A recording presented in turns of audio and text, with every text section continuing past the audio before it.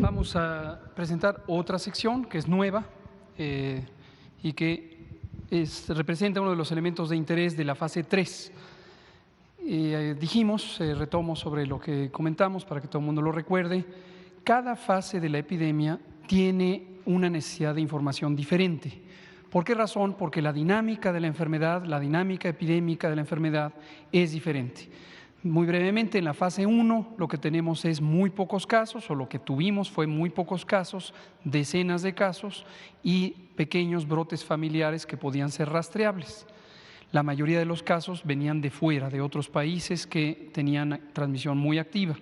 En la fase 2 teníamos una transmisión comunitaria, ya había varios brotes que conglomeraban fuera de la familia y lo que teníamos era la posibilidad de empezar a no poder rastrear los contagios. Recordarán quizá que desde que teníamos 3% de contagios no rastreables, trajimos la información para que todo el mundo la fuera viendo desde el primer indicio, desde el primer momento de este cambio de prácticas. Cuando empezó la fase 2, empezó también, además de la vigilancia que ya se hacía centrada en casos sospechosos, que ha continuado, se ha hecho la vigilancia Sentinel, que es este modelo eficiente en el que las unidades monitoras detectan y caracterizan a fondo los casos tanto leves como graves y el 100% de las unidades de salud, registran los casos graves y están obligados a notificarlo a la autoridad sanitaria federal, incluyendo desde luego los muy graves y las muy lamentables muertes. En la fase 3, el tema principal es la ocupación hospitalaria, por razones naturales, porque la característica de la fase 3 en términos epidemiológicos es el reto de que se puedan saturar los sistemas de salud. El reto de que se puedan saturar los sistemas de salud concretamente quiere decir que tengamos más personas enfermas que camas disponibles. Y por esa razón, toda la preparación que lleva ya más de un mes, prácticamente 2 meses, ha estado orientada a tener esa capacidad instalada a través de los mecanismos de expansión y reconversión hospitalarias. Entonces, la información que ahora necesitamos tener es la ocupación hospitalaria. Por esa razón tenemos lo que llamamos técnicamente la red IRAG. IRAG quiere decir infección respiratoria aguda grave y es un síndrome clínico compatible con neumonía que puede ser causado por múltiples agentes infecciosos o incluso no infecciosos, pero que durante la epidemia de COVID el interés es detectarlos y buscar su confirmación por laboratorio, una proporción importante de ellos y ellas serán neumonías causadas por el virus SARS-CoV-2, es decir, COVID grave. Esta red se compone del sistema de notificación y análisis y geolocalización de los hospitales que han sido designados como hospitales COVID por parte de los gobiernos estatales y por parte de las instituciones nacionales de salud, el IMSS, el ISSSTE, Pemex, etcétera, y también por parte de la Comisión Coordinadora de los Institutos, que tiene los Institutos Nacionales de Salud y los hospitales de alta especialidad. Esta red COVID tiene hasta ahorita definidos 610 hospitales. Hace unos días yo mencioné el número 733 porque es la expectativa de que podríamos llegar a tener 733 hospitales COVID, pero de manera formal las entidades federativas ya dieron su lista de lo que tienen ahorita designado. Si más adelante aumenta de este 610 y se llega o no a los 733, pues lo iremos comunicando. Pero hoy tenemos un compromiso de las autoridades estatales en su conjunto, más las instituciones federales, de tener 610 hospitales COVID. El martes pasado que entró en vigor el nuevo acuerdo del secretario de Salud que estipula las intervenciones de fase 3, se estableció que es obligatorio el reporte en esta plataforma. Entonces, todos los 33 gobiernos estatales tienen que garantizar que las unidades de salud designadas notifican diariamente a esta plataforma. Es un registro muy fácil, son 11 variables, se hace en línea, es una sola plataforma para el país. No hay de que un estado tiene una y otro estado tiene otra. Y la información, toda ella, se produce localmente. No es una información que genere el gobierno federal. El gobierno federal lo que hace es la integra, la analiza y la expone. Pero es la información, la producen las entidades federativas y la producen las instituciones nacionales, el IMSS, el ISSSTE, las que he mencionado. Hasta el momento tenemos 85%, que son 520 unidades de salud registradas con su situación diaria. Y hay una hora de corte de información y tiene que estar la información disponible al momento de ese corte, no después. No sirve si es al día siguiente o 2 días después o 7 días después. Para que pueda ser útil, tiene que ser diaria. La siguiente, por favor. Bueno, no, un momento. De esos 610 hospitales, nos da un total de 11.634 camas, camas COVID, camas disponibles. No todas son terapia intensiva.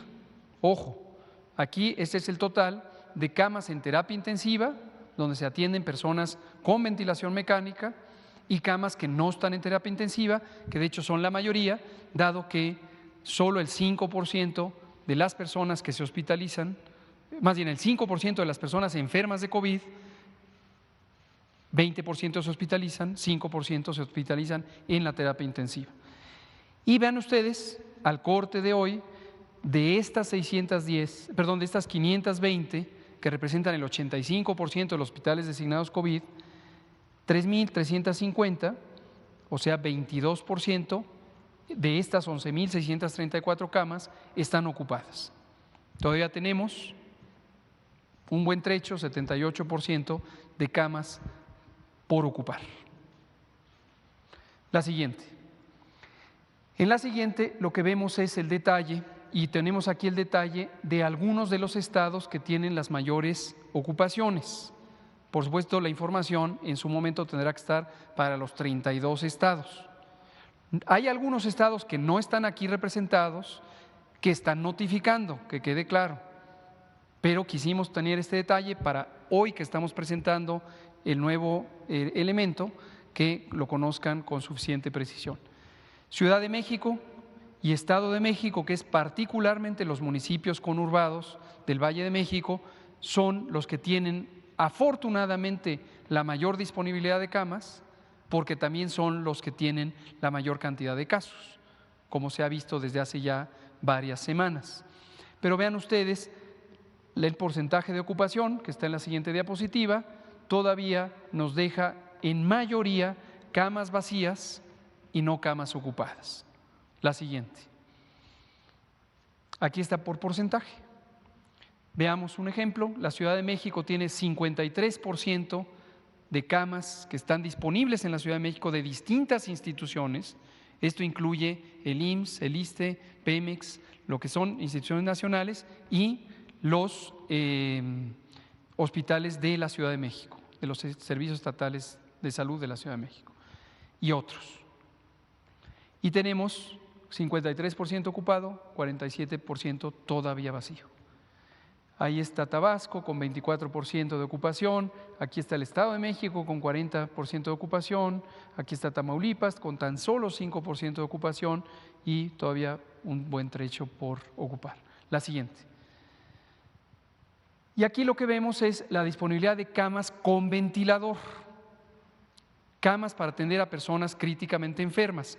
Aquí las agrupamos porque algunas están formalmente en espacios de terapia intensiva, pero en su momento, cuando las terapias intensivas se saturan, con la reconversión hospitalaria, ya que tenemos reconvertidos a los hospitales, vamos a tener que disponer de espacios de camas que no están físicamente en un sitio designado unidad de terapia intensiva, pero que pueden tener el manejo de personas críticamente enfermas, incluyendo la disponibilidad de la ventilación mecánica asistida, con el equipo, con el personal, con todos los cuidados, con los protocolos de bioseguridad operando para que las personas puedan ser atendidas también ahí.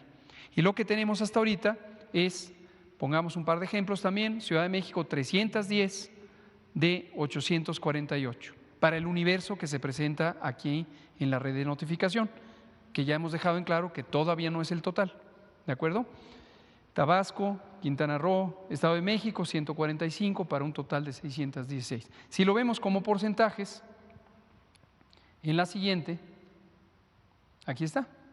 Ciudad de México tiene 27% de las camas posibles para atender a personas críticamente enfermas, ya sea en terapias intensivas o en unidades de hospitalización general con ventilador. 27% están ocupadas y el 73% de la Ciudad de México todavía por ocuparse, todavía disponible para los casos que se irán presentando en forma muy acelerada cada día, hasta que lleguemos al límite o al punto cumbre de la epidemia y lo demás. Hoy estamos presentando, quiero dejarlo muy claro, el mecanismo, los elementos, las herramientas que están disponibles. Ya se completan 12 días, 14 de hecho con hoy, desde que esta herramienta está disponible. Esta herramienta se empezó a preparar de consenso en el sector salud y lo que ahora está todo listo, nada más para que se complete el proceso de notificación diaria, que es obligatorio y que la información se genera localmente en las unidades. Y seguimos trabajando para ver que todo esto tenga un provecho también de retroalimentación a los estados, a las instituciones, porque es el mecanismo de monitoreo más importante que puede haber en este momento en la fase 3.